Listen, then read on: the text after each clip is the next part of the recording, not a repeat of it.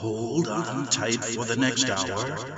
You're entering into a place, a zone called the alternative to the alternative media. It's a place, a special place where even truth seekers fear to tread. All right, people, let's move like we've got a purpose. Affirmative. Okay, boys and girls, ladies and gentlemen, welcome back to the greatest show on earth. I'm Greg Anthony here, the Investigative Journal. We've been on the air a long time, and it's appropriate that I come back on September 12th, the day after my birthday, as well as the day after 9/11. That happened 18 years ago, which led me on a trek of over 2 to 3 years of studying that event. And my conclusion is very simple. The government story is like a piece of Swiss cheese, full of holes that can never be filled by the mainstream media. And a number of people after 9/11 started to research really what happened. And basically, it's a cover-up. It was an inside job. And your government, along with the Vatican-led New World Order, was instrumental in bringing down the towers, which, of course, led to the war in Iraq and basically the beginning of globalism in America. That idea that there will be no longer borders, there'll be no longer a country like you know, and slowly but surely, they're trying to take away every one of your rights. Like I said, Greg Anthony here. I've been gone for a little while, but back again on FirstAmendmentRadio.com. And it'd be appropriate also to begin by asking this question. Well, Greg, we have a president that's pushing America first. We have a president who says, America first. America the greatest. Let's bring back America again. And he every day tells us how many new jobs are being formed, how many companies are coming back. And everybody, as far as the people who uninformed, which are 99% of the American people, those who believe in America first, the MAGA hats and everything, and who can't help but love your country, right? Followed Trump. Then, of course, on the other side, we have what I call the young globalists, the now young socialists. So we got the country divided in half. But people say, well, Greg, things are moving along pretty good.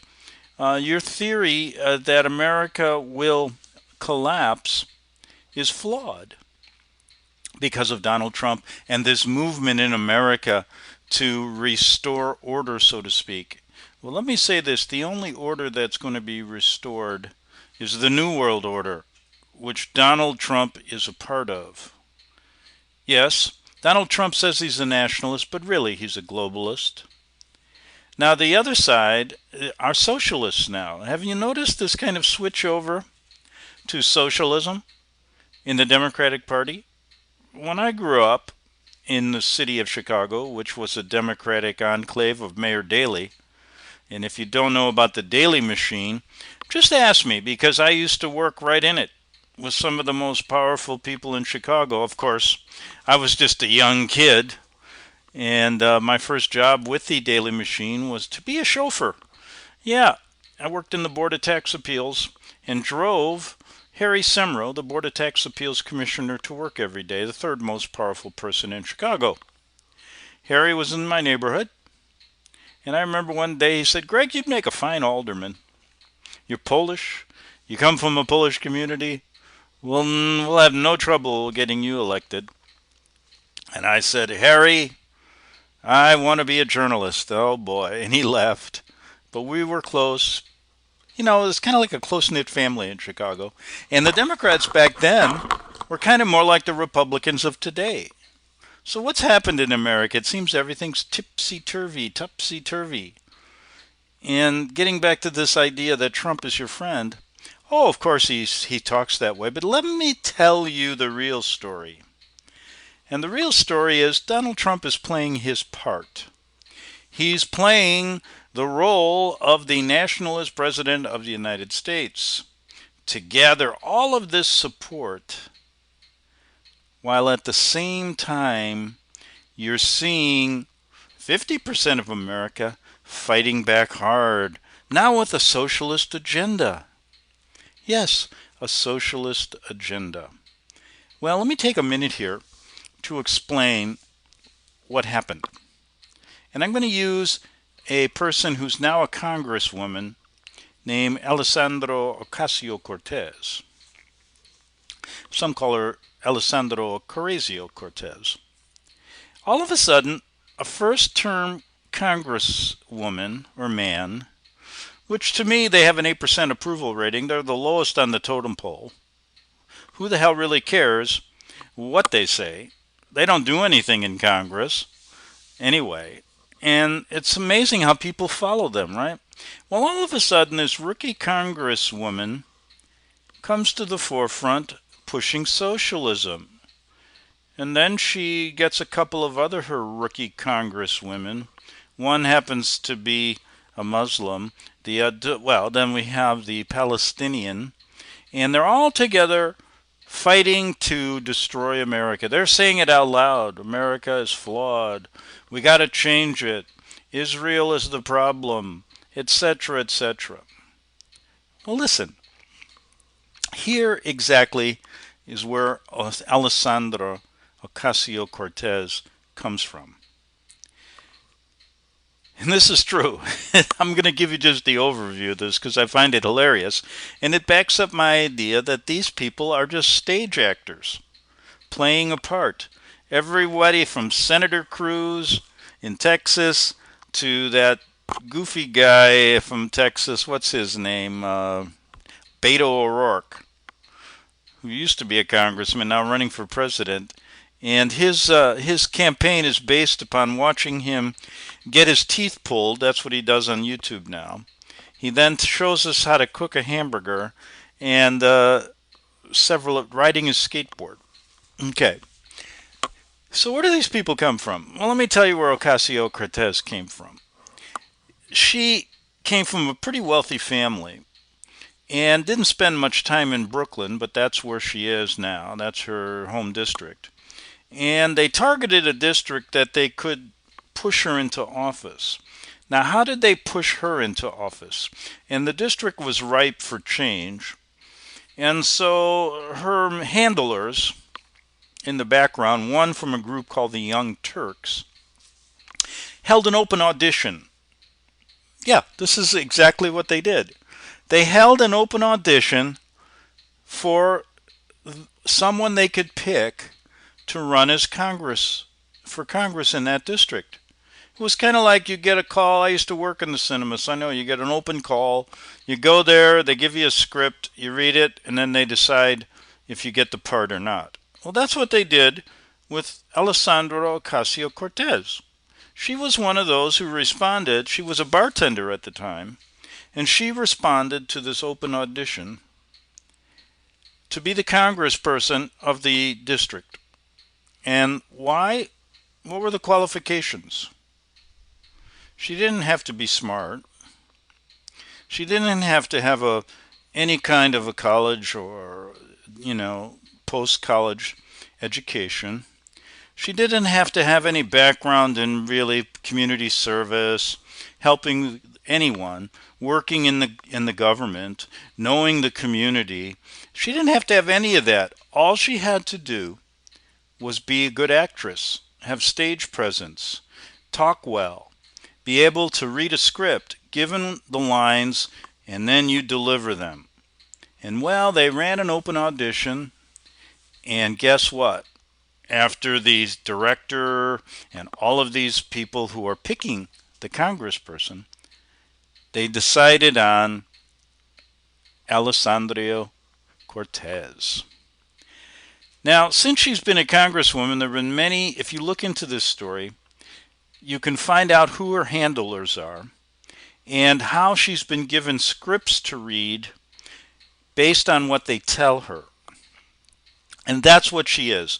Now, let's go a step farther. So she pushes socialism to the forefront of her party as a freshman congresswoman who's nothing but a stage actor. And guess what?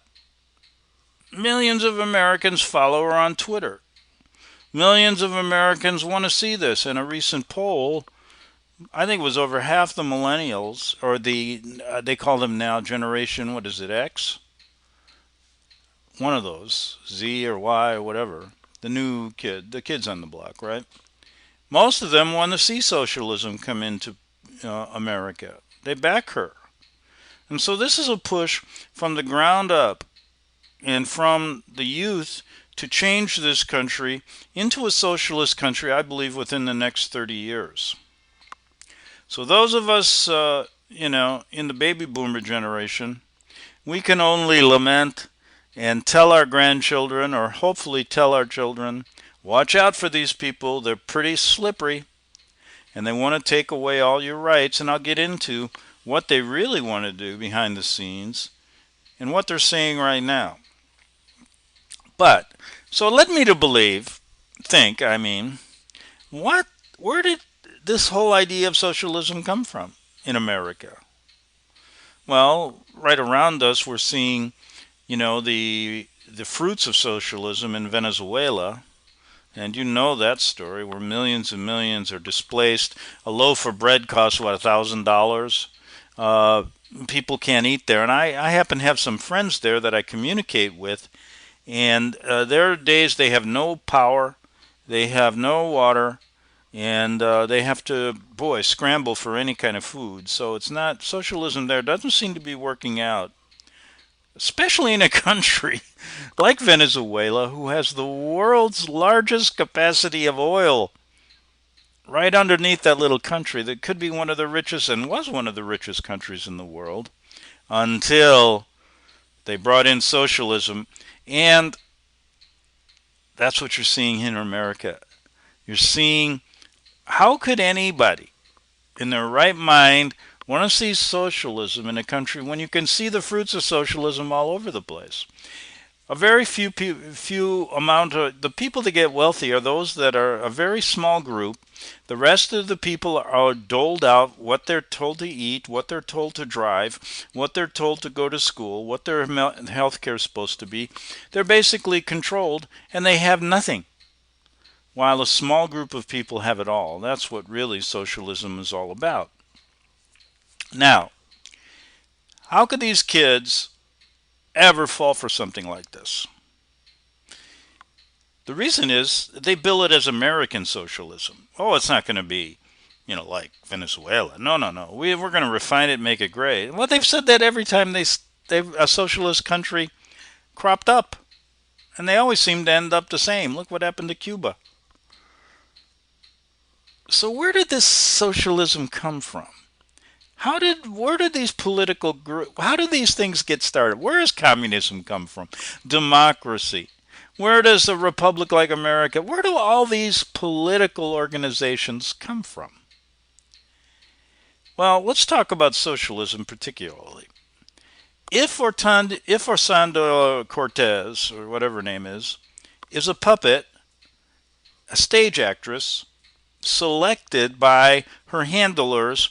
One, you can find her campaign manager's name, and then the other's from the head of the Young Turks. And they're interesting because they have connections to Fethullah Gulen. And if you know who he is, I'll get to him later. Something's not right in Denmark. But the real story here is, okay, socialism. You hear it from almost every Democratic candidate now.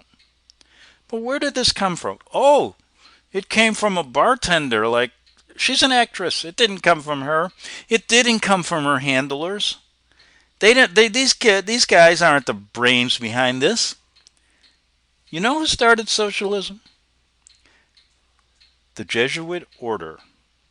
They were the masterminds of socialism. We touched on it many times in this show, going back to the reductions in Paraguay in the 1600s. And let me tell you this, the Jesuit order, both literally and figuratively, enslaved the natives from there and other peoples in South America.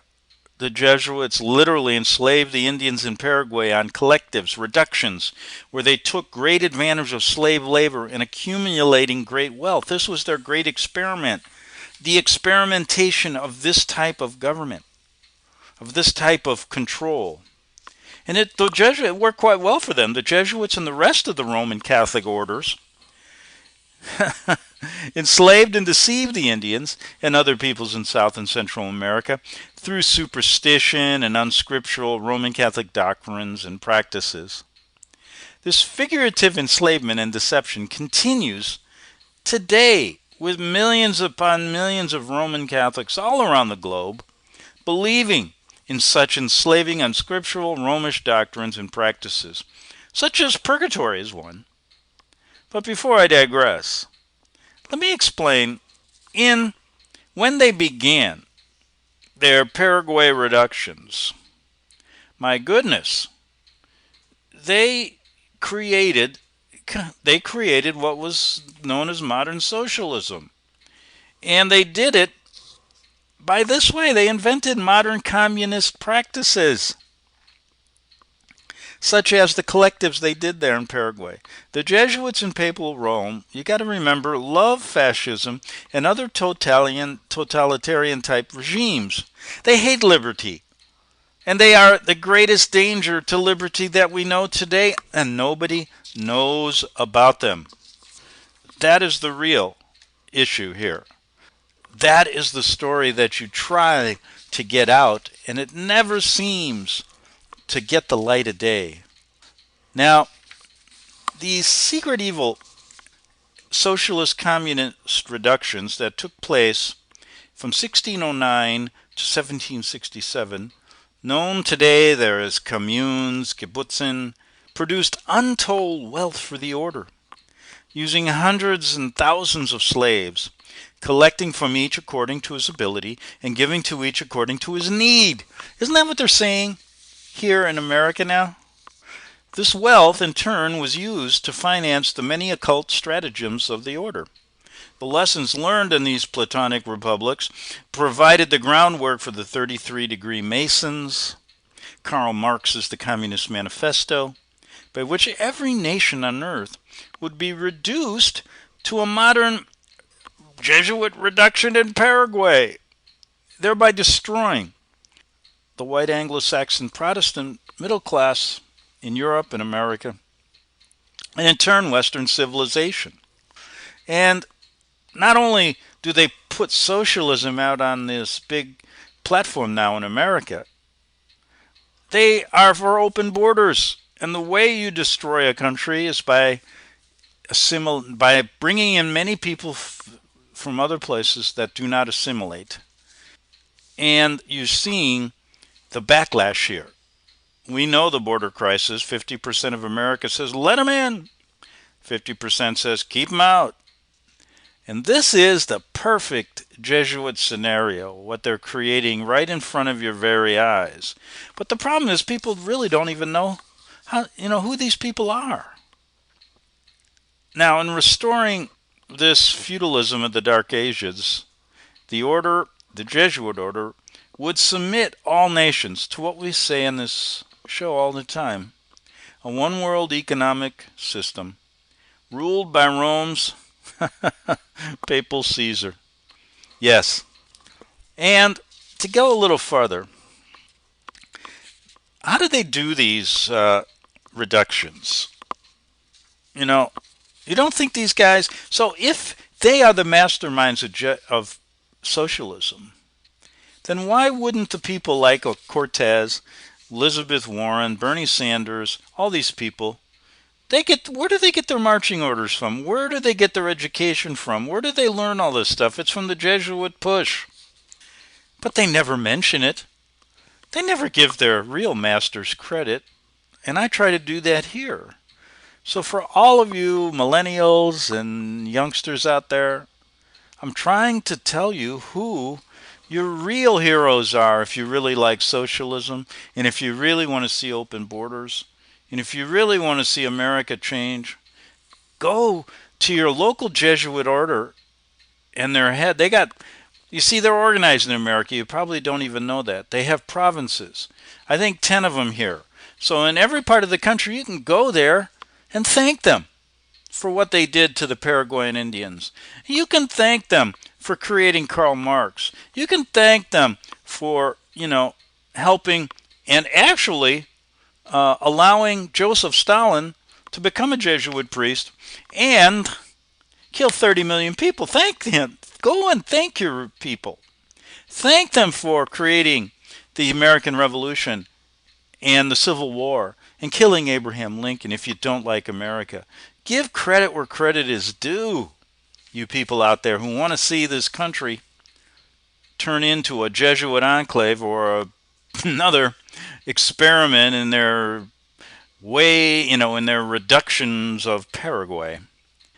This was where they perfected socialist communist ideas, which turns into what? Fascism. Yes, from socialism to fascism, like that, with the snap of a finger. And basically what was perfected was the central banks, which were called back then storehouses, universal equality and universal male and female labor. The goods produced by this slave labor were put into international trade with the company's huge fleet of ships, benefiting Jesuit cartel capitalists and financing their wars against Protestantism back then. The reductions bear a striking resemblance to the concentration death camps during the Third Reich, fulfilling the Council of Trent. In fact, the first appearance of South America's Nazi Party was in Paraguay, 1929. So look at this connection. The Jesuits go to Paraguay in the 1600s. They create socialism through the reductions using slave labor. Then, after the Third Reich falls, they use the Vatican rat lines to get many of their top-level Nazis out. And where do many go? Paraguay.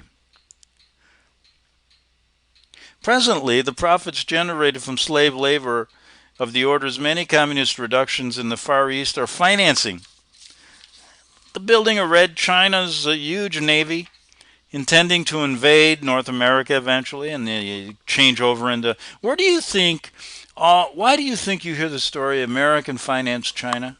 What do you think they're doing? They're doing that to take over this country, start all over again.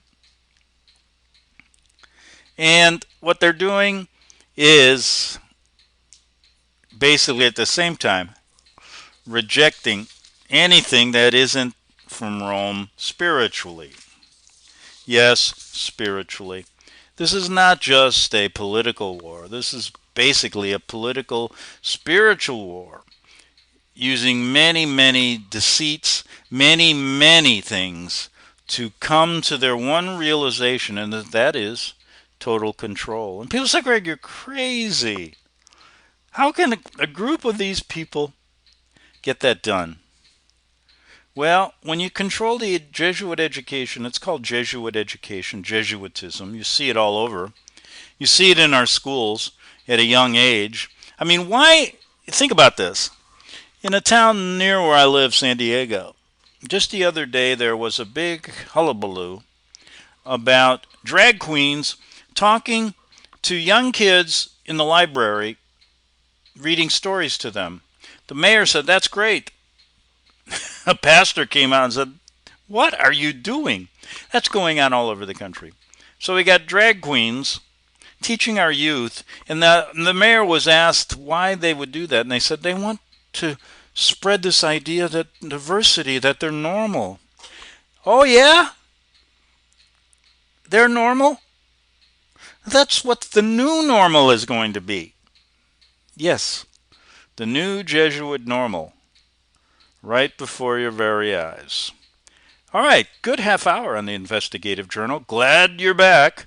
Back in 3 minutes on First Amendment Radio and the Jesuit Connection right here on the Investigative Journal. The book of Revelation says, the spirit of prophecy is the testimony of Jesus Christ. This is at the very heart of FirstAmendmentRadio.com. In that spirit, we have created the Prophecy Reality News app. for all of your mobile devices, streaming First Amendment Radio 24 hours a day, 7 days a week. Available for your Apple, Android device, and smartphone, absolutely free. Get the Prophecy Reality News app installed today so you can listen to First Amendment Radio wherever you are. The Prophecy Reality News app. Get it now.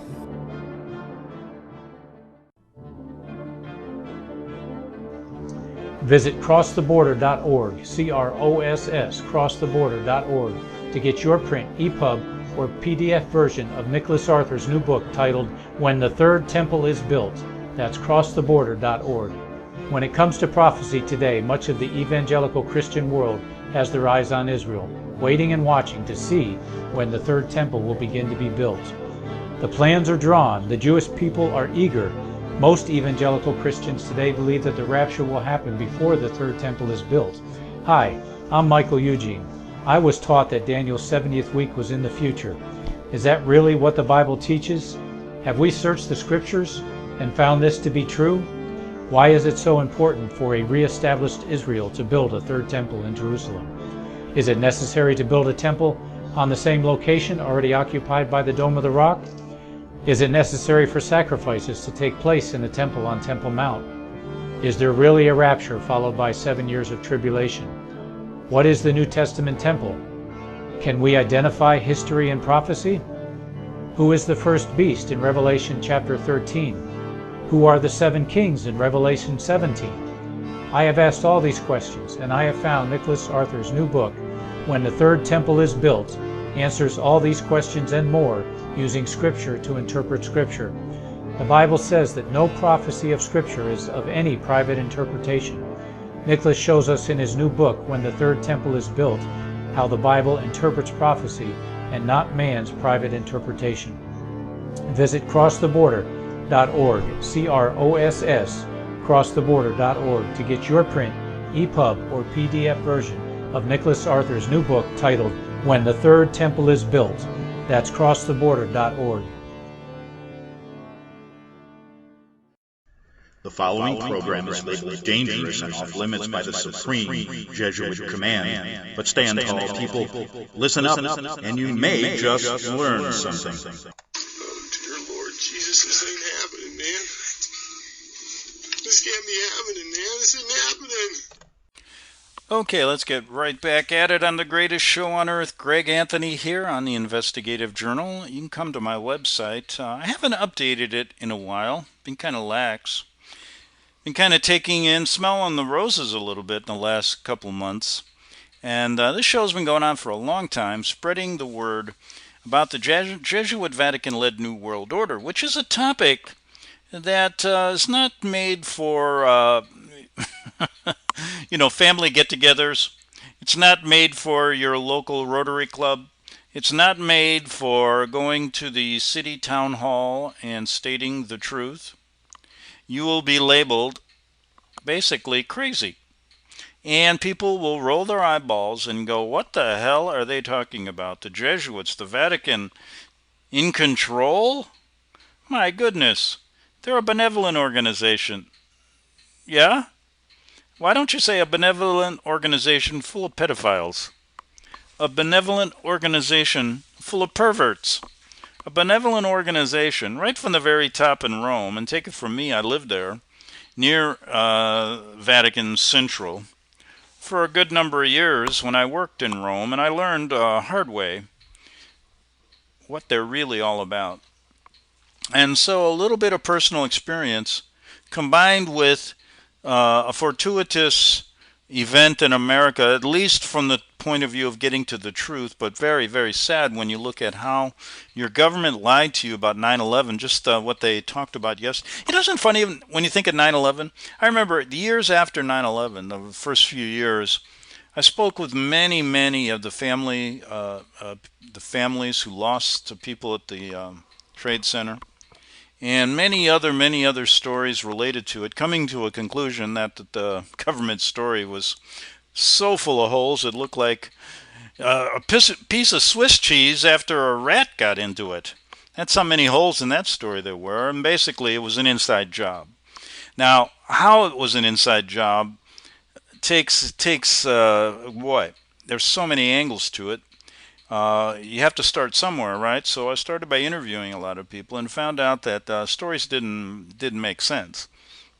And from there, you have the help of many people researching a lot of different areas of 9/11 to come to the conclusion that this story basically could not hold any water. Now, the point is, right after it happened, there were polls taken in New York, and many, I think over 50 to 60% of the people didn't believe the government story. 18 years passes, and it's like no one talks about it anymore, except a few 9/11 researchers out there still pounding away, and thank God we have those people. But it just goes into the history books as exactly how the government lied to you the day after 9/11 when they miraculously knew who did it, and explained to you exactly how it happened without really investigating. That was really amazing how quick they worked. And they all were on board. Democrats, Republicans, Bush, the whole White House, everybody was on board. And that showed to me that they're all the same. So when we talk about the Democrats and Republicans today, we talk about two stage groups. One pushing nationalism, the other pushing globalism. And they both work together using what we call the Hegelian dialectic. And that means you have opposing views, fight against one another to get a synthesis, and basically the power brokers on both sides know this, play the game, and they get their just reward of their synthesis, their goal at the end. The masterminds of this, the Jesuits, have been teaching people to do this for years, hundreds and hundreds of years, in war, in politics, in every aspect of your life. You're either for abortion or against it. How about the little groups out there now? You got the supposed white nationalists, and then you got the Antifa people. And it is just one horrendous Jesuit show after another. And the real key is, these guys don't want to take credit for it. It's kind of like when you watch a Hollywood movie, at least the director and the producers, they put their names there and they say, hey guys, we did this, and you can say, God, Steven Spielberg, he's a genius. Or, look at how many Cecil B. DeMille produced. Wow. But if you put this whole thing on a movie screen, which where it belongs, because it's all fiction, and then you ran the credits, they would be so humble they wouldn't put their names in there. But, maybe I could add a few, the real people. Like if we did a story on the truth of the Civil War. Or let's go back to the Revolutionary War. And we do the real story, the one that's untold. And then when we run the credits, we're going to put down the producer and director being our favorite Jesuit general, Lorenzo Ricci, is going to get credit finally. And then we got a whole list of people who he worked with. Of course, we got Benjamin Franklin, we got George Washington, a lot of the founding fathers, working with them. And as we look at this, and I kind of look at this kind of funny, because when you read about, people try to go back and look for the people that were anti-Jesuit, right? Back in the time of the Revolutionary War. We find, who was it? Lafayette. We find John Adams. We find a number of people that spoke up against them. But were they actually doing this on purpose? See, many people talk against the Jesuits that actually work with them. That's how they operate. They have to control, they have to control the narrative. So sometimes I kind of think if John Adams really was true, he wouldn't allow this to happen. So maybe he was doing that. And you know what? It makes sense to me. It makes a lot of sense because that's what they do today. You'll find a lot of people out there, especially in the alternative media, that talk bad about the Jesuits, but actually are Jesuits. And then you get a lot of Jesuits who say they're Protestants that are really not Protestants.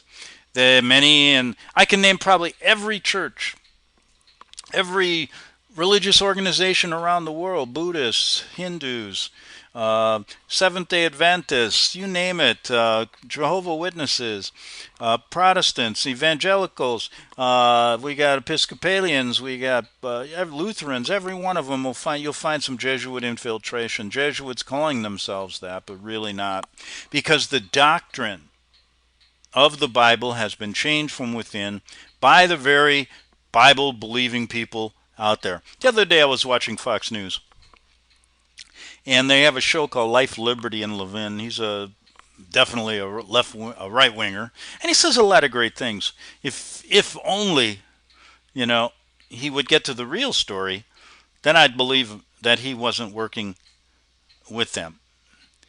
And here's why I say that.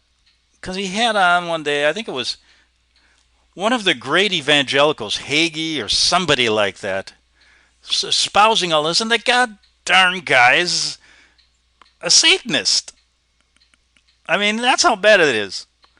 And it's all these people acting like lambs, but actually wolves in disguise. And they're all Jesuits. That's where you go to a Protestant church now and everybody's playing this kind of hip-hop music and all this garbage. But the doctrine of the Bible from the time of the Reformers till now has completely changed. They're not protesting anybody.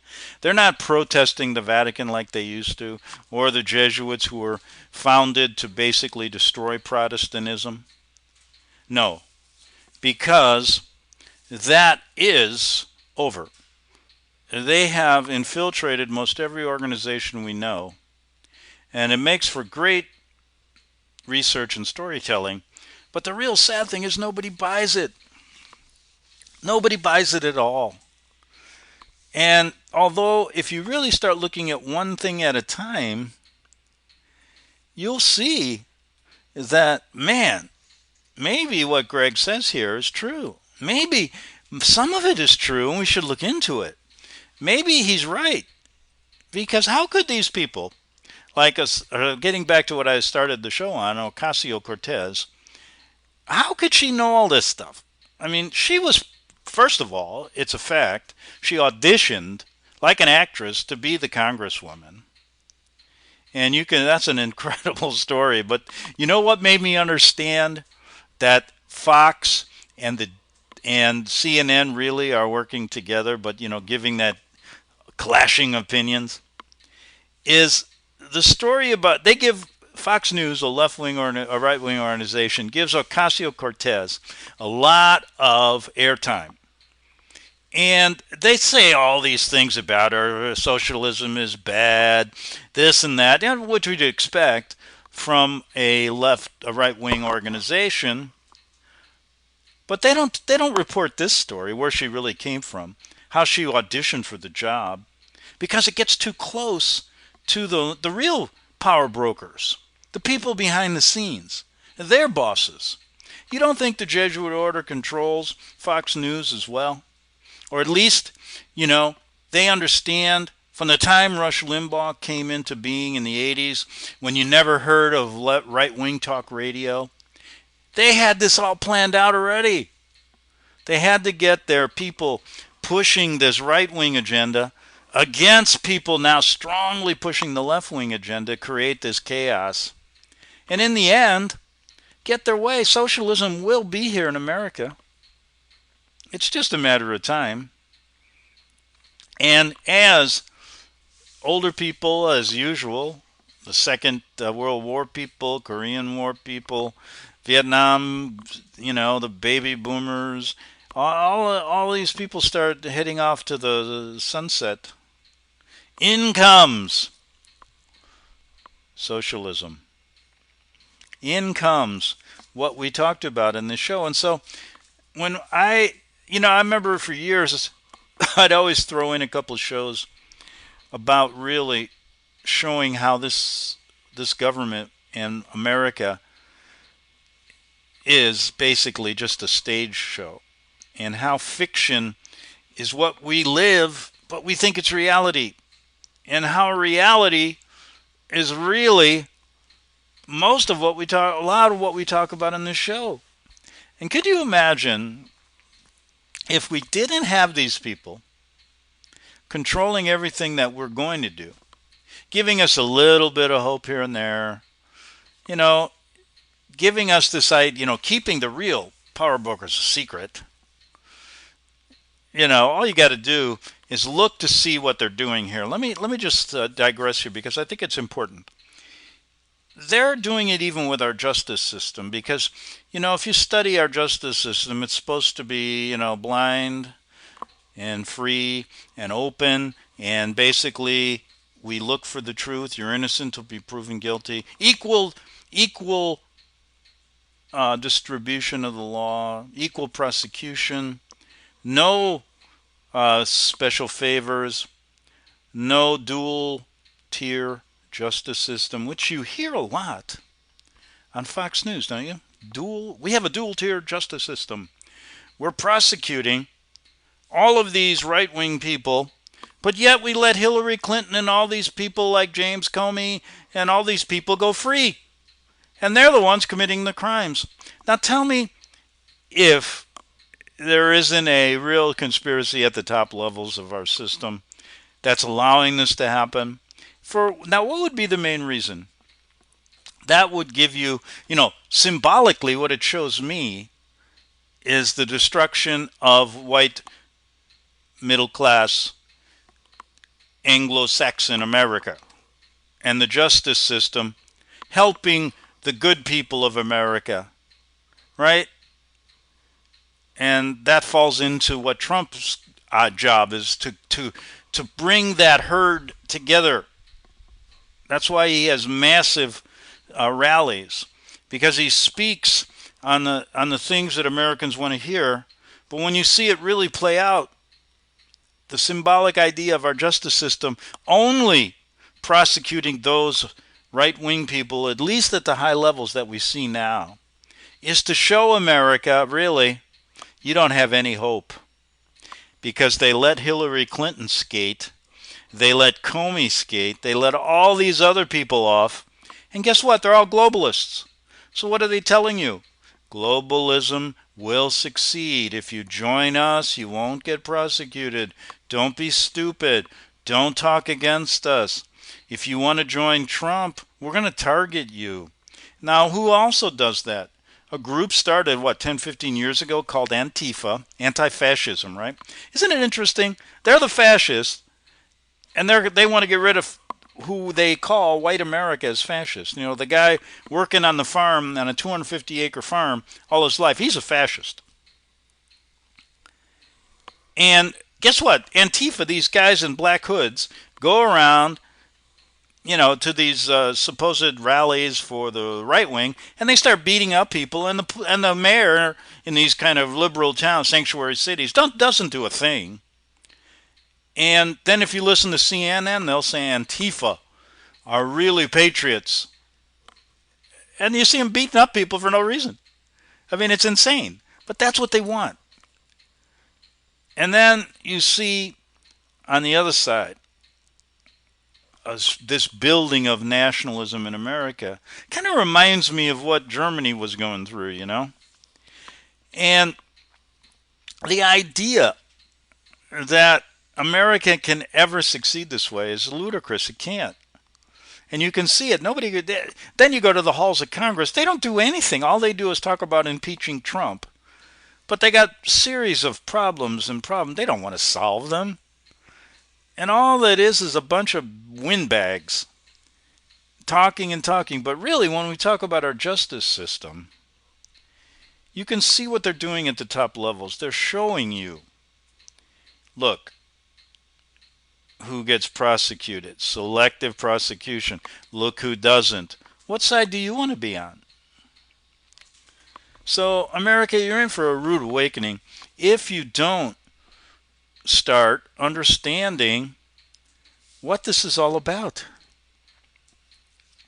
And what it's all about really is getting to the bottom, getting to the ideas of really what happened in many of you can start with the major events. That's what I like to do. Like Revolutionary War. Why don't you start with the gunpowder plot in Europe, in London? Revolutionary War, Civil War. You can go to Vietnam War, World War I, World War II. You can go to all these wars and all the major events, and you start piecing this story together, and it's amazing how it all leads back to Rome. And how can we, as a people, not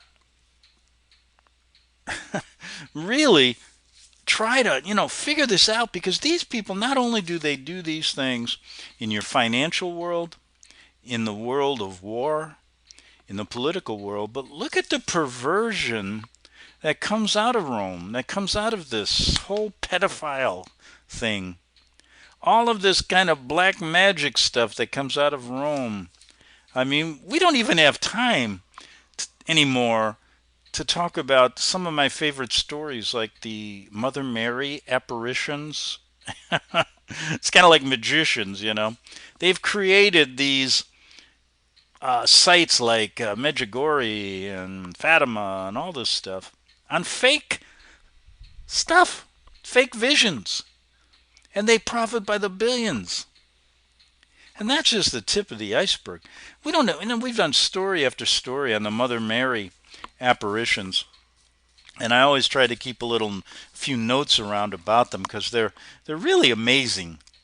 When you start looking at how they can deceive people, not only in the political world, but in the world of supposed faith, truth, religion.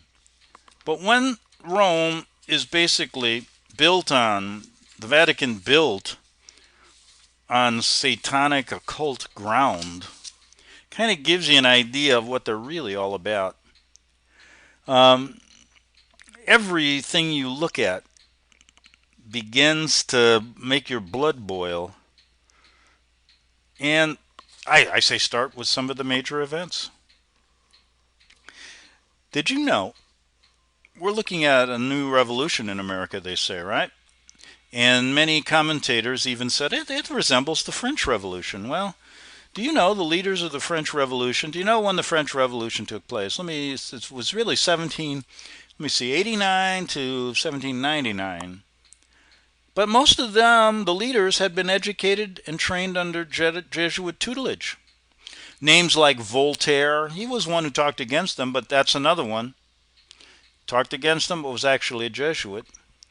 Diderot, Turgot, Condorcet, names that don't come really off the tip of your tongue. D'Alembert, Desmoulins, Robespierre, were all inspired Jesuit college students rallying behind their instructors, the Enlightenment cause. And isn't that what's going on at our schools today, in our colleges and universities? This push towards enlightenment, this push towards socialism in our universities. No wonder there was no true opposition of the movement from the Jesuit camp. Remember, the French Revolution is nothing less than a prototype of what the world is soon to be plunged into. Think about that. They're dividing the country now between the MAGA people and the socialists, and there's going to be a clash.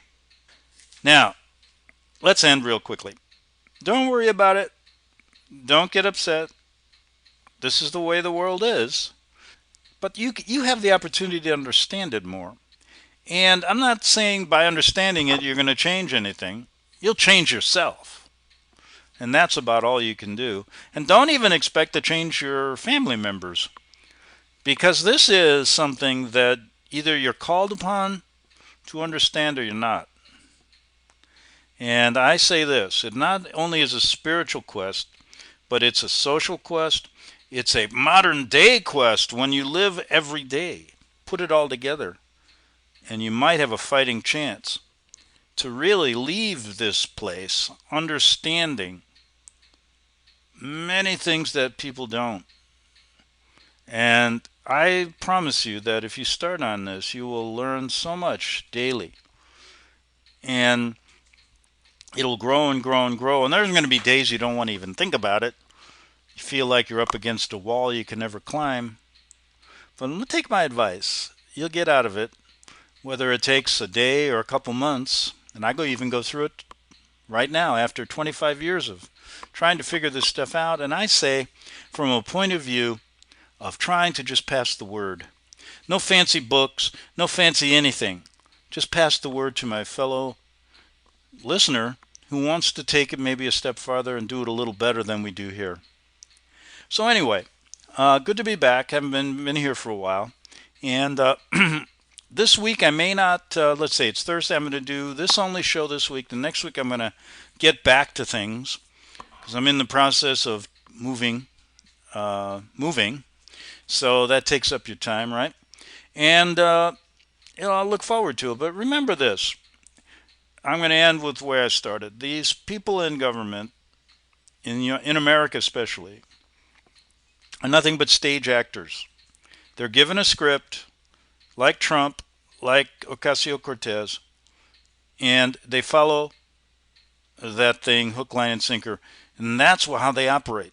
They're not intelligent. They're not to say they're not, they can read a script, they can talk. But let me see, so can many Hollywood actors, right? So that's why I call them nothing but actors. So don't worry about it. Most of us, and I'd say 99% of us, are a lot smarter than they are because we haven't fallen into that trap yet. And let me tell you, it is a trap they'll never get out of. And if they did, knowing what they know, they'd be killed. So they're going to be right there to the very end. And you have a front row seat to the greatest show on earth here, as well as, the greatest show in Washington. Nothing but a stage show. Thanks for listening. See you tomorrow. See you Monday on the Investigative Journal.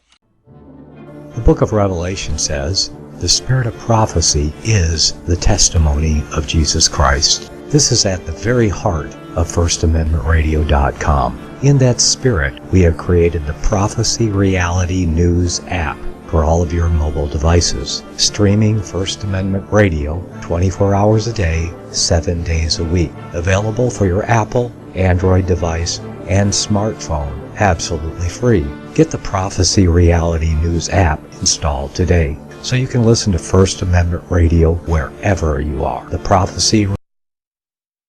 Since the beginning of time, kings have sought it, nations have fought for it. It has been traded, it has been borrowed, it has been purchased, it has been stolen. There's a reason for it. To secure the blessings of liberty to ourselves and to our posterity. Invest with the security of gold and silver. Call Discount Gold and Silver Trading at 1-800-375-4188 or visit discountgoldandsilvertrading.net. Listen to Financial Survival with your host Melody Cedarstrom right here on FirstAmendmentRadio.com at 4 p.m. Eastern or 1 p.m. Pacific Time. Visit discountgoldandsilvertrading.net or call Discount Gold and Silver Trading at 1-800-375-4188. Toll free 1-800-375-4188.